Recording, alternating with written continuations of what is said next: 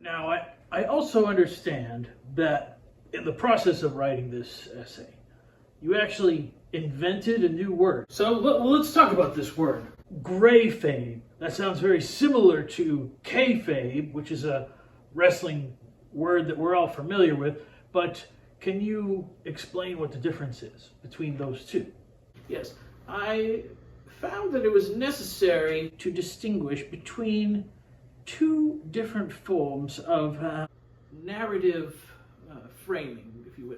Now, the older version of that, what has been classically known as kayfabe, has in many ways been done away with, and it's been done away with for quite some time.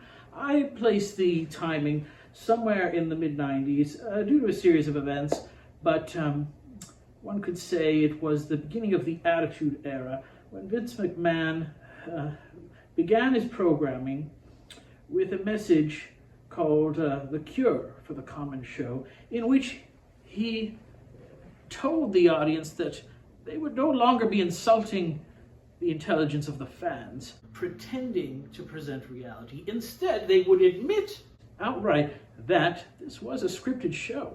But in so doing, they challenged the viewer, who now goes in knowing that it is illusion, it's false, and thereby is surprised by the elements of reality that come through.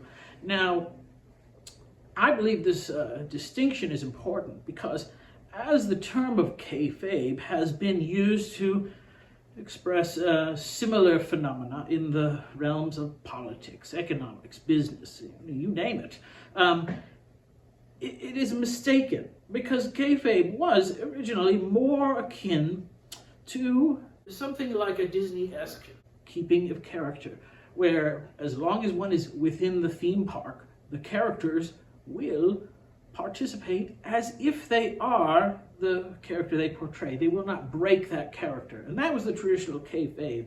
But this new version blurs the lines between fiction and reality. It is morally ambiguous. It is not black and white, but rather casts shadows in shades of gray, hence the terminology grayfabe.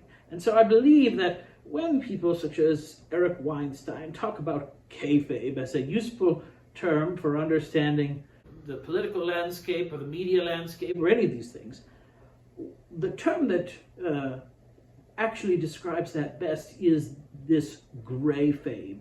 And this is the more cynical, postmodern, relativistic view of narratives. And that is where I believe the distinction is important.